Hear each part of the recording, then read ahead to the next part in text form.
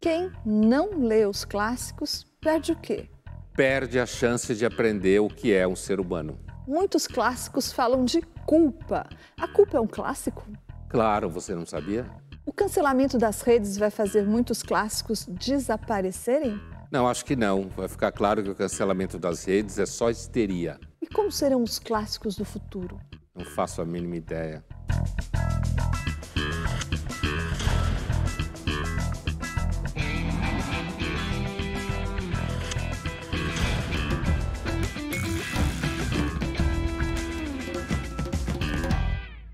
Estamos iniciando mais uma edição do Linhas Cruzadas, hoje para discutir os clássicos. Por que lê-los? Oi, Pondé. Oi, Thaís. Pondé, para começo de conversa, o que é um clássico? Digamos assim, a definição mais res do chão, do ponto de vista histórico, é a palavra do latim classicus, que significa alguma coisa de primeira classe, como a gente fala, coisa de primeira ordem, uma pessoa de primeira ordem. Então, você podia inclusive usar a expressão para se referir a alguém que fosse um clássicos, né?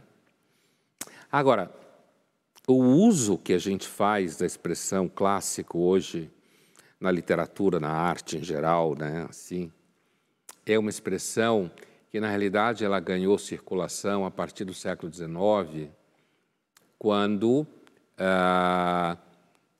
principalmente os alemães, começaram a aplicar a expressão clássico para o período da Grécia Antiga entre o século IV e V, antes de Cristo, claro.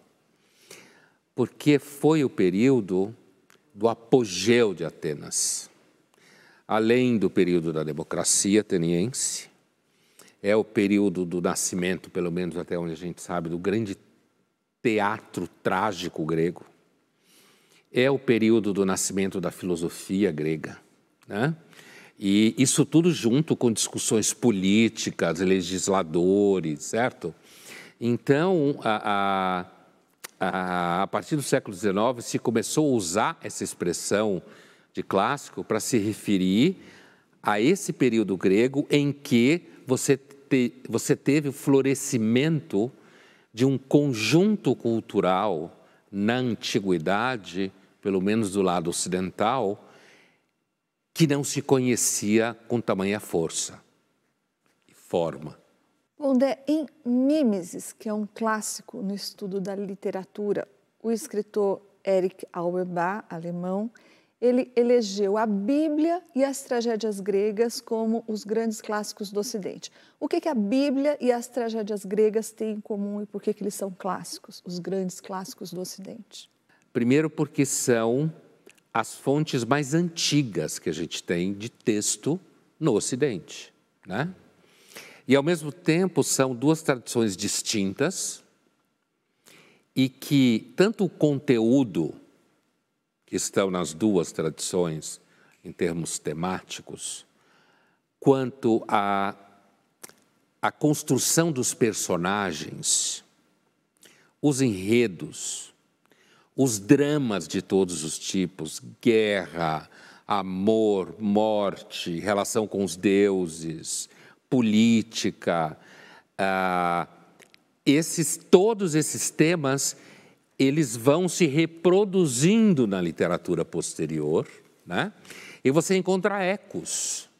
Podemos nós inventar leis, ou as leis devem vir do passado e dos antigos? Isso é uma questão que você hoje discute quando alguém está lá debatendo se a gente deveria ter direito a suicídio assistido, por exemplo, né?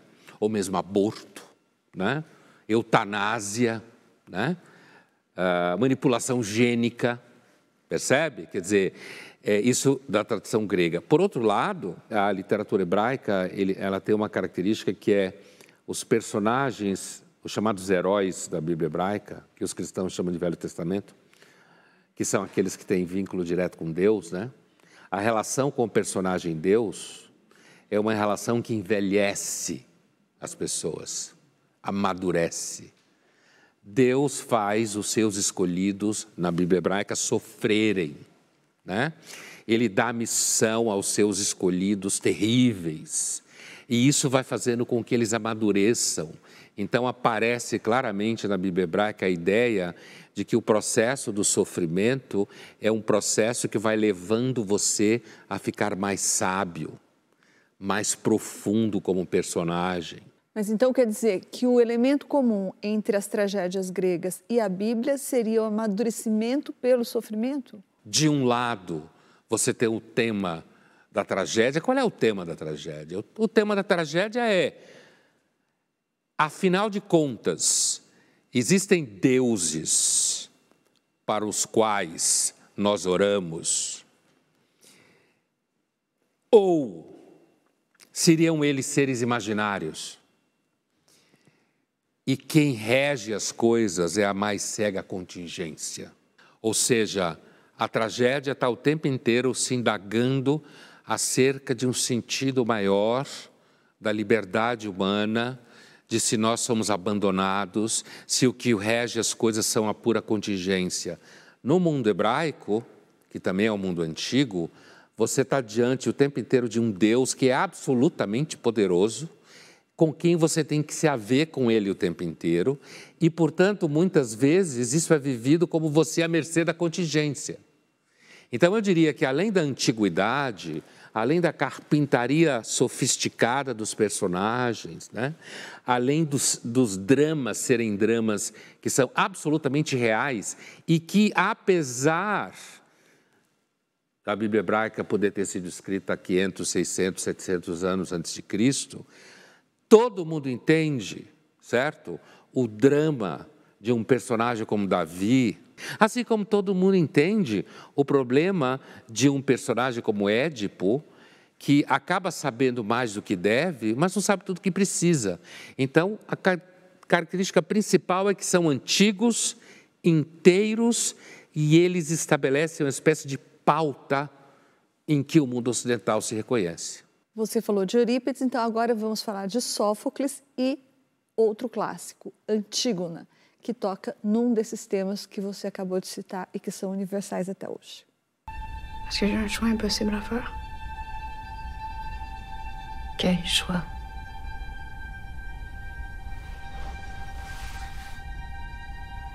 La citoyenneté ou mon frère. La vie civile ou la famille?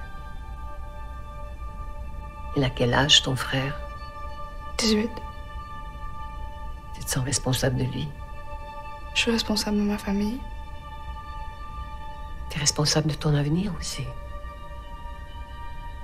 J'ai pas d'avenir. Je viens d'une famille à qui on a tout enlevé. Je trouve que tu t'en mets beaucoup sur les épaules. Détends-toi un peu. Je peux pas. Pourquoi pas? À cause des morts. Ils sont où, les morts?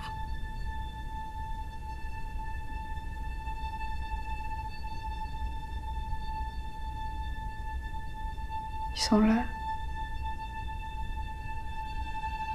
Comme nous?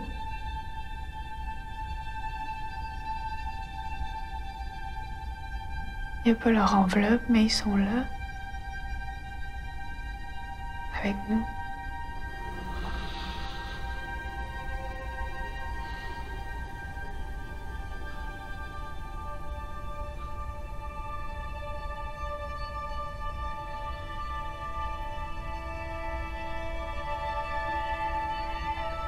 T'as peur de leur jugement?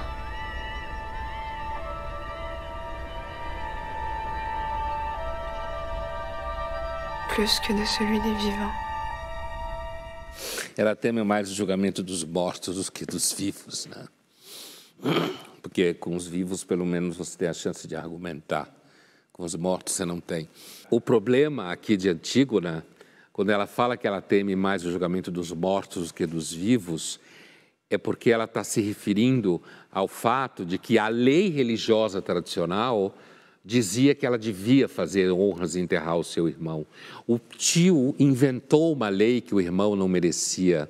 Então ela está sendo dilacerada entre o respeito à tradição e à religião e, por outro lado, o respeito à lei que o tio dela inventou. E no centro disso, ela tem a consciência de, sendo ela fruto do útero incestuoso, ela não tem futuro. Por quê? Porque a família dela toda devia morrer. Toda ela devia desaparecer para limpar a maldição do incesto. Bom, Dé, então a gente começou dizendo que clássico é algo que toca um tema universal e que perdura até hoje. Então, qual é a questão, ou quais são as questões em Antígona que nos liga a ela até hoje, a essa peça até hoje? Primeiro fato de que quando a gente vê uma montagem de uma tragédia grega como Antígona bem feita, normalmente as pessoas choram, como Aristóteles falava que se chorava lá em Atenas. Porque você percebe que aqueles personagens estão falando coisas que você experimenta. No caso da Antígona, é uma peça clássica sobre miasma. Miasma é o conceito grego que significa uma família que tem uma maldição que atravessa gerações e você não consegue se libertar dessa tradição familiar. Toda família tem miasma. Todo mundo tem problemas familiares do qual você não se livra, apesar das mentiras que contam hoje em dia. Isso no plano do que a gente chamaria psicológico. No plano social, aquilo que eu falava, o problema de Antígona, no plano socio-histórico, político, podemos inventar leis novas, portanto, Policínios não será enterrado e não receberá honras fúnebres. Ou devemos respeitar a lei da tradição? Não, ele tem que ser enterrado e receber honras fúnebres, senão ele nos julgará. Os deuses nos julgarão, ele virará um demônio. Portanto, podemos inventar leis novas, podemos inventar que daqui a 100 anos a reprodução humana via sexo será fora da lei porque expõe as crianças ao risco do acaso, ou devemos sempre viver de acordo com a tradição e o modo como todo mundo sempre viveu? Linhas Cruzadas volta já já e no próximo bloco nós vamos falar sobre o que se ganha lendo um clássico.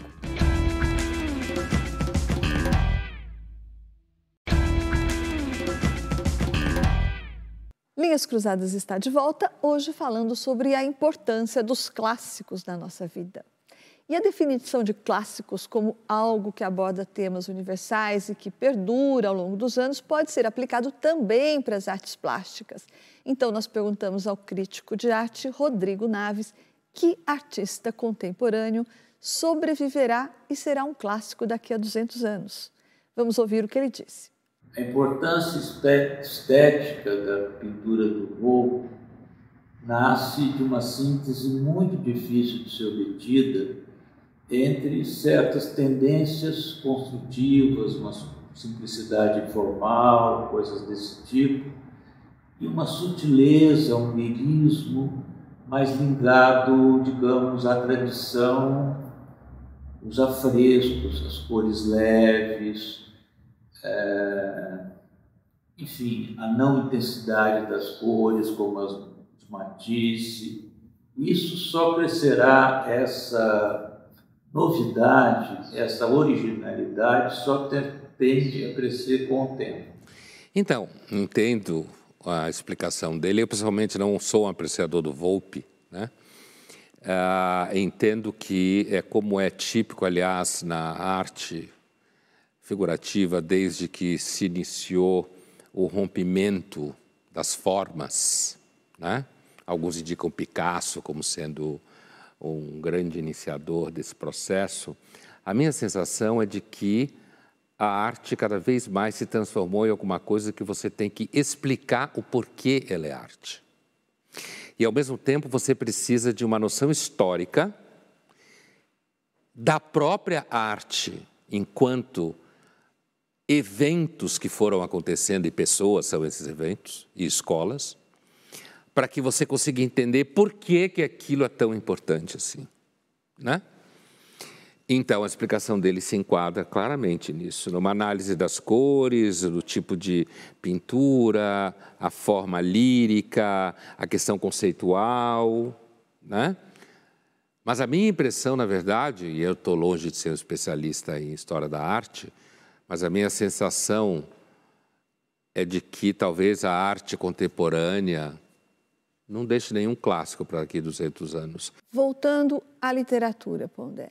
O Ítalo Calvino, escritor italiano que escreveu Por que Ler os Clássicos, que, aliás, a gente roubou esse título para o nosso programa, ele disse que entre os atributos que os clássicos devem ter, existem, por exemplo, de ele ser capaz de iluminar uma determinada época da história, ele ser capaz de nunca terminar de dizer o que ele tem para dizer e, portanto, ele é capaz também de nos acompanhar por toda a vida, porque cada hora ele diz algo diferente para quem relê um clássico.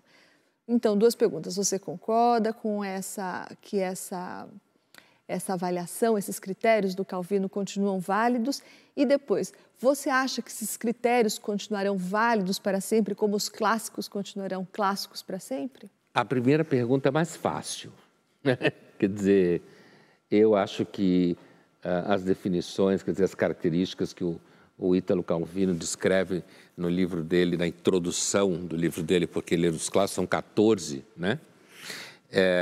Essa ideia de que o clássico ilumina a própria época, então ele é um documento histórico, sem dúvida nenhuma, devido à riqueza de detalhes, devido à riqueza da trama que envolve camadas sociais, tensões políticas, tensões subjetivas. Então, você lê, por exemplo, Guerra e Paz do Tolstói, que se passa no período das guerras napoleônicas, você tem um documento histórico da aristocracia russa do começo do século XIX, né?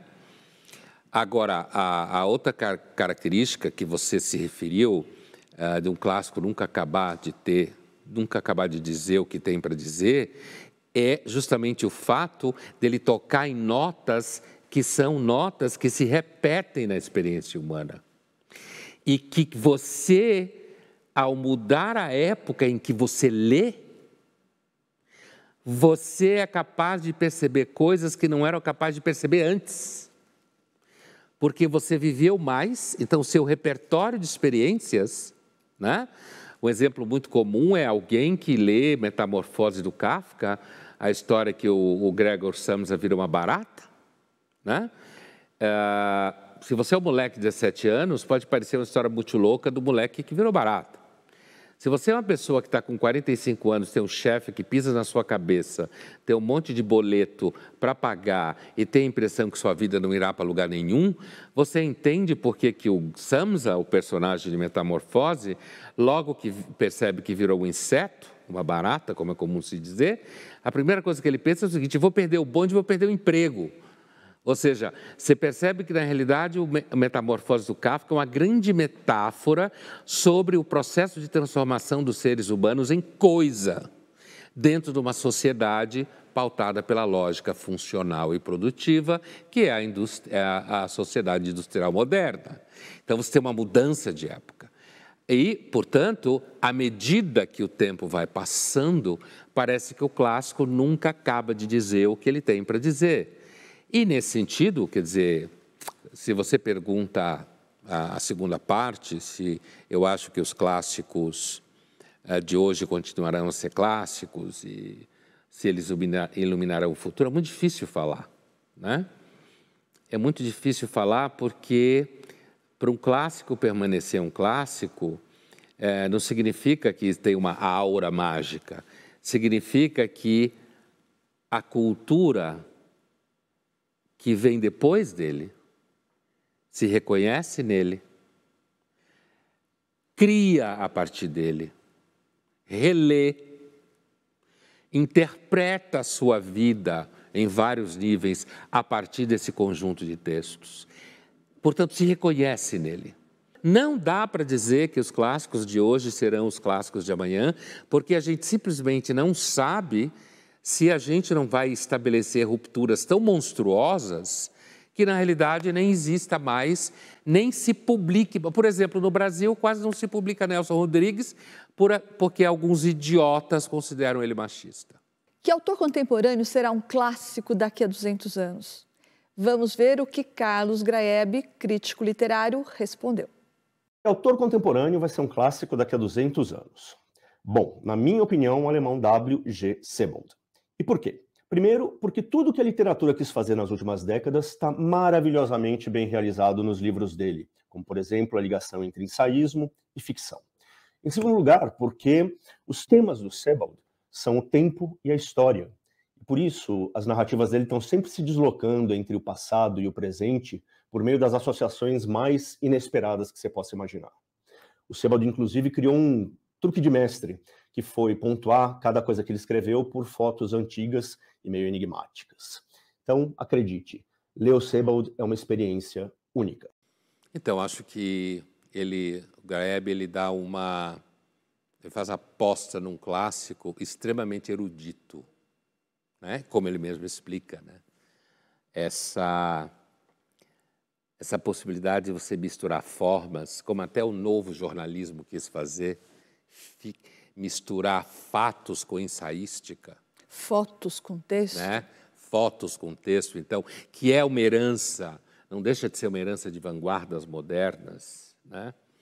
E, portanto, criar todo um universo de conteúdos que iluminam a época a partir de uma evolução da forma, é possível que venha a ser mesmo um clássico, mas eu entendo que um clássico que terá que ser ancorado no entendimento sofisticado do porquê ele é um clássico, entende? E não simplesmente porque vai continuar a ser lido.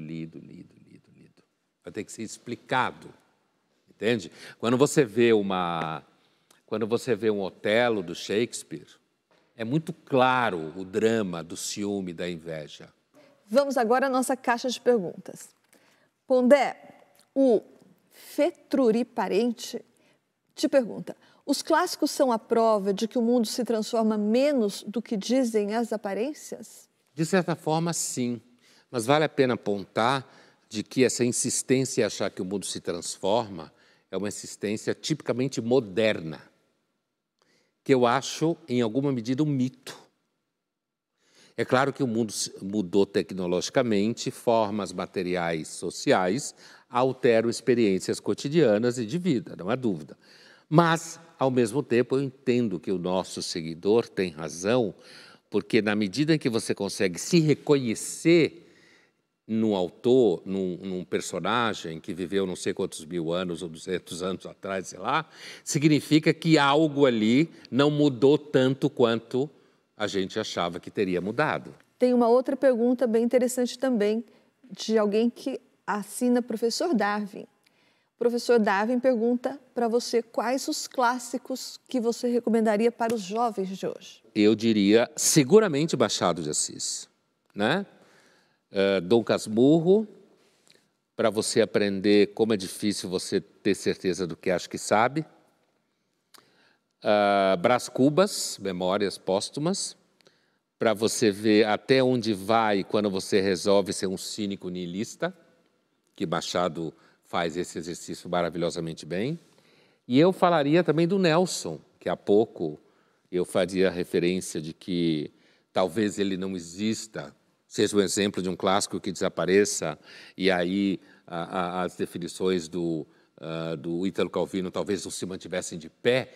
Basta você parar de publicar, basta você parar de mandar as pessoas lerem, né? E aí eu diria o Nelson Rodrigues, né? Eu diria o Nelson Rodrigues, desde o teatro Bonitinha Mas Ordinária, em que o tema da virtude está na tradição bíblica deslocado. A menina de família supostamente virtuosa é ordinária, a prostituta supostamente ordinária é virtuosa. Esse é um tema bíblico muito claro, então eu recomendaria seguramente Nelson Rodrigues. Eu também recomendaria que você, principalmente meninos e meninas jovens, eu diria para ler Noites Brancas do Dostoiévski, para ver como se relacionam homens e mulheres na verdade. Para participar do Linhas Cruzadas, envie sua pergunta ou o seu comentário através das redes sociais da TV Cultura usando a hashtag Linhas Cruzadas. Linhas Cruzadas volta já já e no próximo bloco nós vamos discutir: será que os cancelamentos ameaçam a sobrevivência dos clássicos?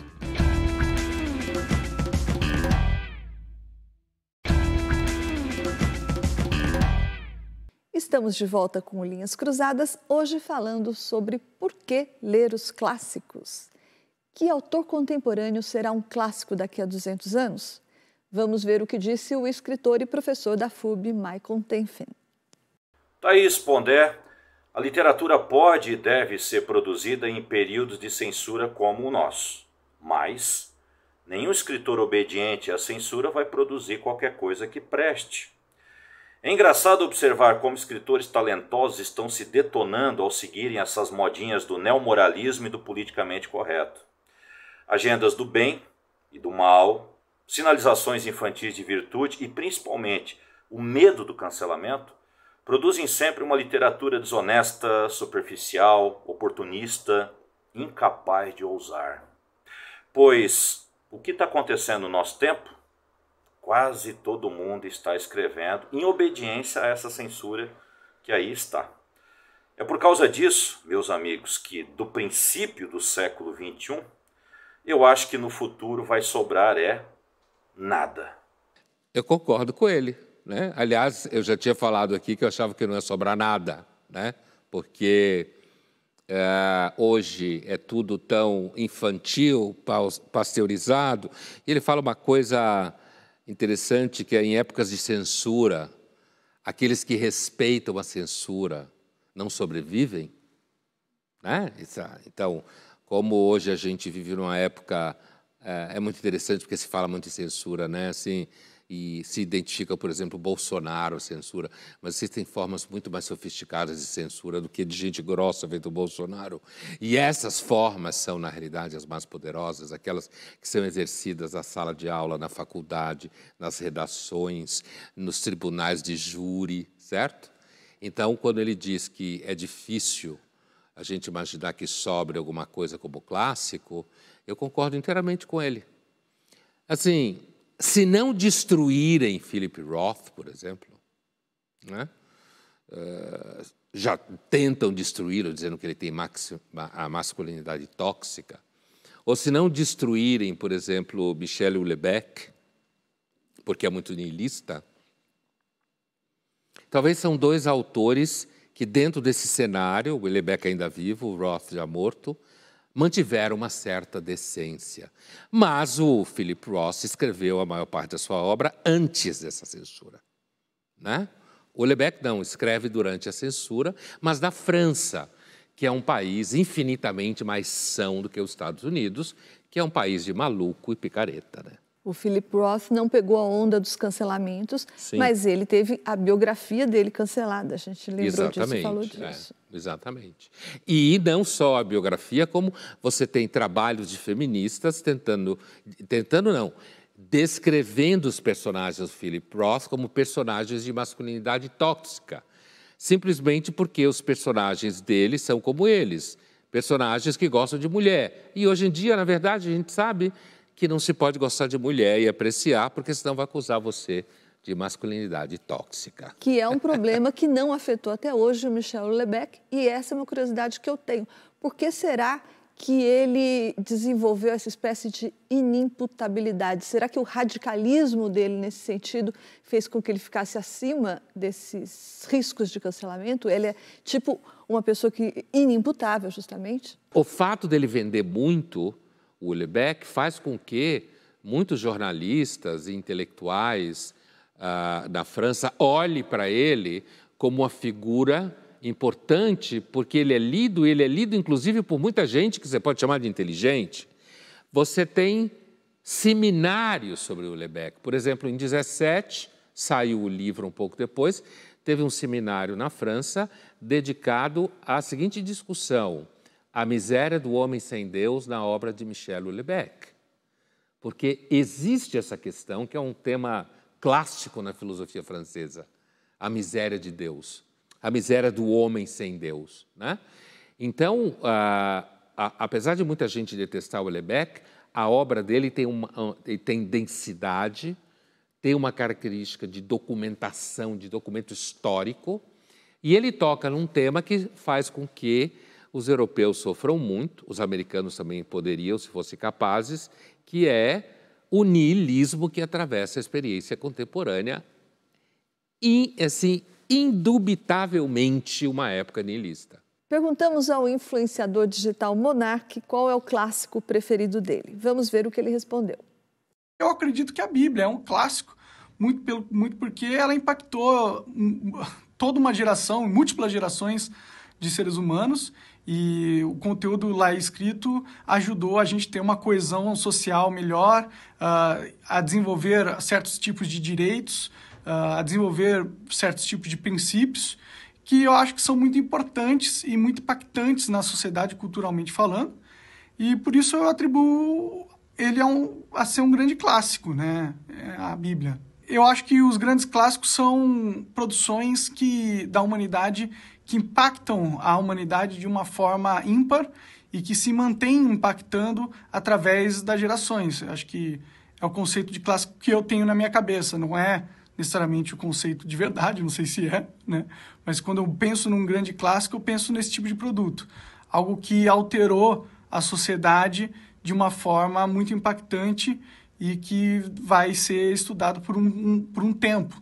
A resposta do Monark é a resposta que o Northrop Frye dá, que é um grande crítico literário canadense, que escreveu um livro chamado Código dos Códigos, que está traduzido em português, que é o estudo da Bíblia hebraica, para mostrar como a Bíblia seria, na opinião do Northrop Frye, o maior de todos os clássicos ocidentais, porque você encontraria nela todos os estilos literários, todo tipo de personagem, todo tipo de problema moral, político, social, ou seja, seria, entre aspas, um clássico completo, né? Agora nós vamos para o nosso jogo rápido. Pondé, qual que é o seu clássico favorito? Eu tenho muitos autores clássicos que, sem dúvida nenhuma, eu prezo, mas eu diria, indiscutivelmente, Dostoiévski. E o seu, Japa? Eu vou fazer igual, vou ficar dos russos também, como você. Você falou Dostoiévski e eu falo Gogol. Ah, grande, grande. Almas Mortas, grande.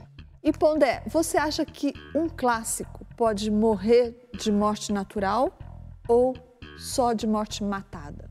Só assassinado, por exemplo, por um cancelamento? Se a gente imaginasse uma sociedade em que o comunismo se tornasse uma cultura milenar, o ateísmo comunista, talvez a Bíblia parasse de suscitar interesse da população, por exemplo, né? Ainda que aí haveria uma certa morte matada indireta por causa do ateísmo obrigatório.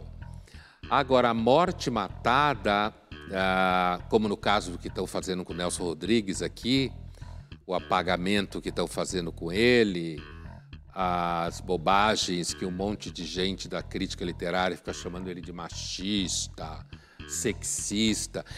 Todas essas palavras que, quando você ouve alguém usar, você sabe que a pessoa não tem repertório, não sabe o que discutir. Então pode acontecer. Se você pegar, por exemplo, o caso do Nelson Rodrigues, em que ele pare de ser publicado, pare de ser montado, pare de ser discutido em sala de aula, é evidente que os jovens vão passar a não saber quem é Nelson Rodrigues. Thaís, você acha que os clássicos correm risco de desaparecer do mapa por conta dos cancelamentos e apagamentos? Eu concordo com você sobre o maior risco do apagamento, porque o cancelamento muitas vezes acaba chamando a atenção por um autor, como foi no caso da tentativa de cancelamento da biografia do Philip Roth, como foi o caso do Bezerra da Silva. Alguns nomes, como Bezerra da Silva, quase esquecidos, acabaram retornando por causa da tentativa de cancelamento. Já o apagamento, sim, ele ameaça muito mais um autor, como é o caso do Nelson Rodrigues que você está dizendo, que você lembrou, que faz tempo que não é montado, inclusive, porque as pessoas não têm coragem de montar Nelson Rodrigues. Mas eu acho que, se isso acontecer, Pondé, se esses cancelamentos matarem, por exemplo, autores como Nelson Rodrigues, vai ser uma pena para quem deixar de ler Nelson Rodrigues, né? Porque, inclusive, vai deixar de se divertir muito. E vai deixar de aprender como é que funciona, na verdade, o desejo humano, né? Esse mesmo que os idiotas de hoje querem pôr numa caixinha. Linhas Cruzadas volta já já e no próximo bloco, quem vai responder a pergunta por que ler os clássicos é um dos maiores filósofos do século XIX, Friedrich Nietzsche.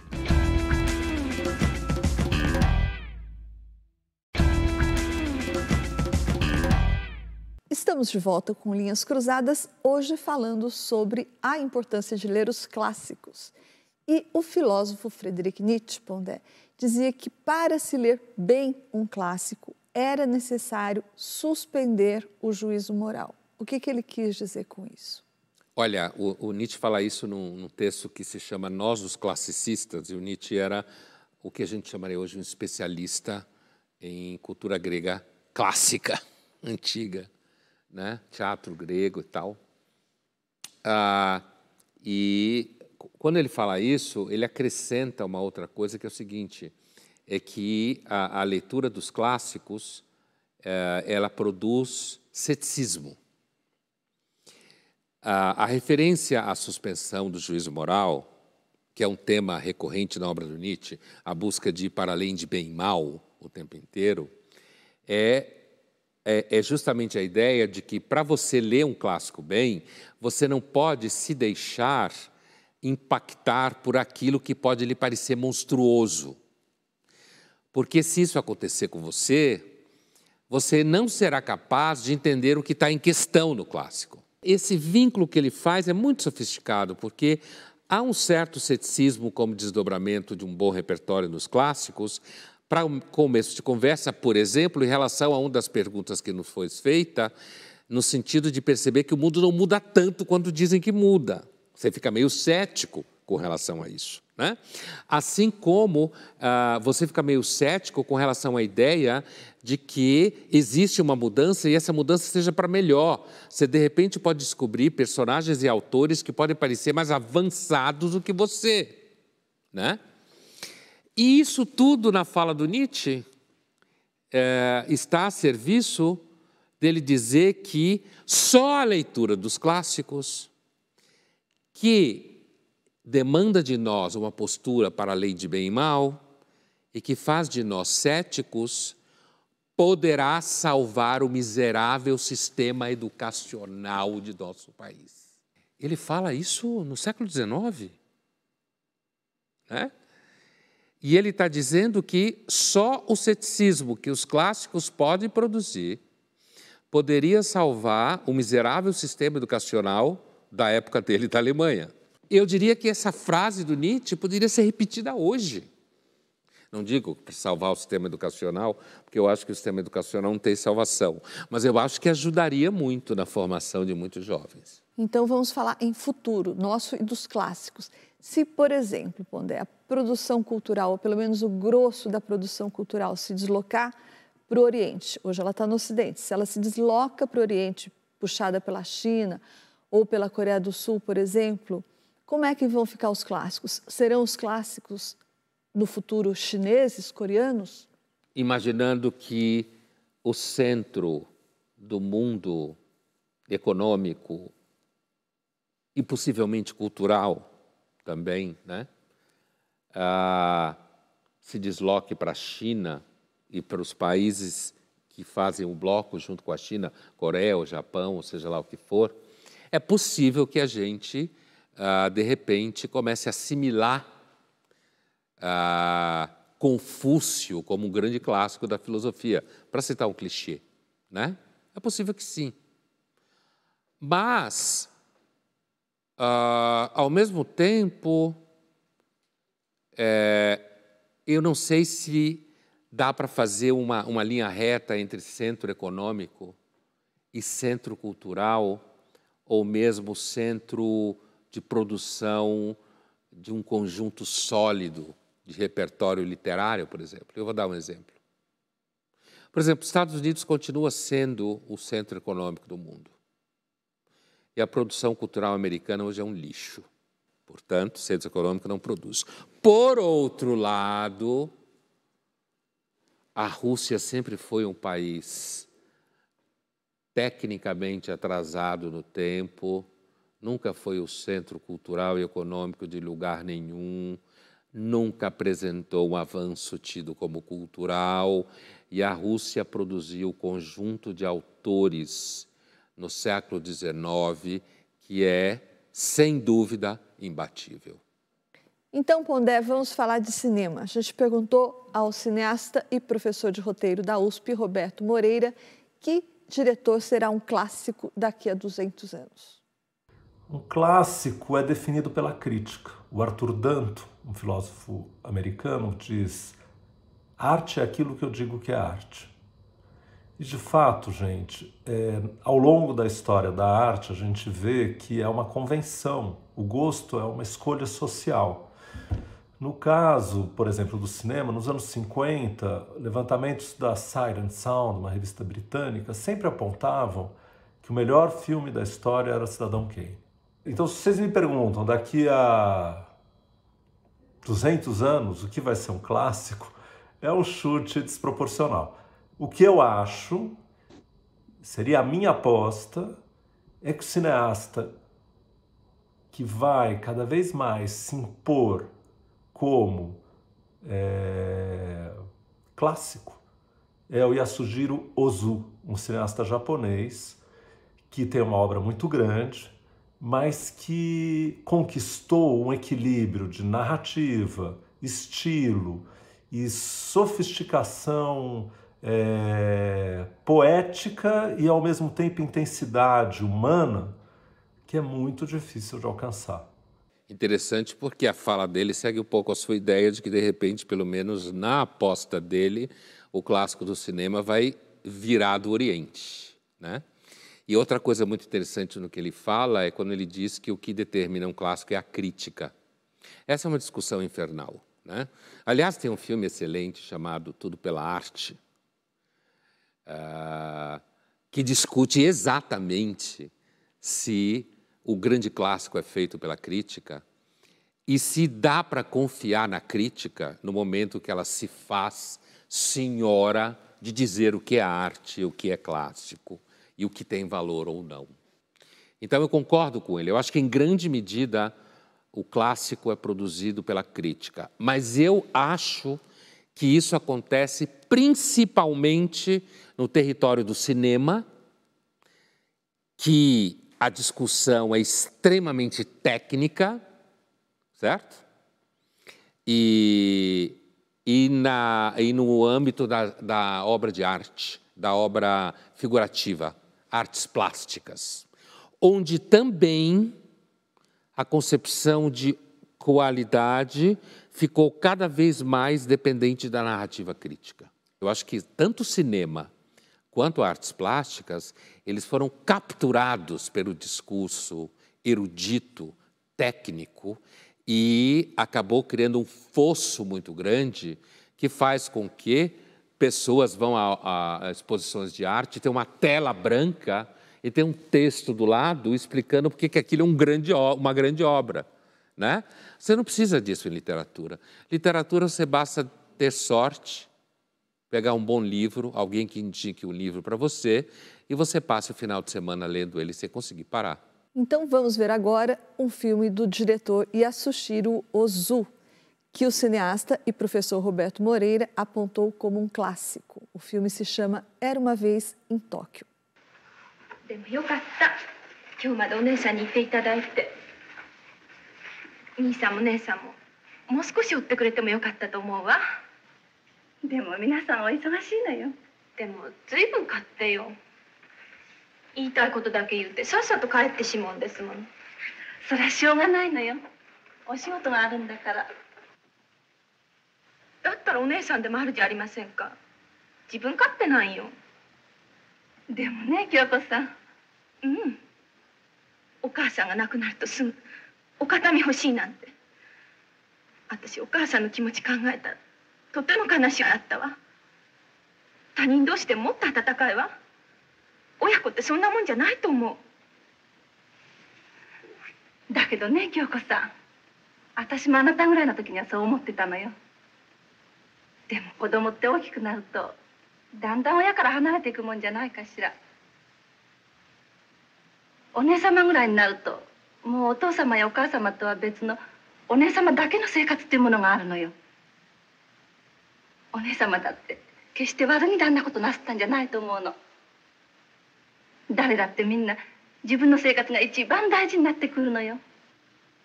そうかしら。でも私そんな風になりたくない。それじゃ親子なんて随分つまらない。そうね。でもみんなそうなってくんじゃないかしら。だんだんそうなるのよ。じゃあお姉さんも？ええ。なりたかないけどやっぱりそうなってくわよ。いやね、世の中ってそう嫌なことばっかり。Bom, primeiro é interessante esse cineasta que foi apontado pelo professor da USP, porque é um tipo de cinema que ainda é muito estranho para nós, né? Para nós, eu digo que está do lado de cá do mundo, acostumado com o cinema americano, brasileiro, argentino, europeu. Esse estranhamento e essa sofisticação é típico do que eu falava sobre a crítica, que escolhe filmes que são completamente estranhos à sensibilidade mais comum. Mas essa cena, especificamente, esse não é um cineasta que eu conheça, em especial, de forma nenhuma, essa cena, em especial, toca, de fato, em duas questões que são bastante clássicas. Uma é o sofrimento da personagem percebendo que, com o passar do tempo, os filhos não dão atenção aos pais. E como isso é difícil, né? Inclusive para os pais, como supostamente você deveria sempre amar os seus pais, e como dizer que você ama alguém se você não é capaz de dar atenção a eles. Mas depois que você tem a sua vida pronta, os pais vêm, eles são um corpo estranho. E isso cria um estranhamento, inclusive, de você para você, os pais também se sentindo extremamente abandonados nesse sentido. E o fechamento da reflexão, né? Ah, quer dizer que a vida é decepcionante? E a outra personagem diz para ela, é. Isso é um clássico. Linhas Cruzadas fica por aqui, mas na semana que vem a gente está de volta.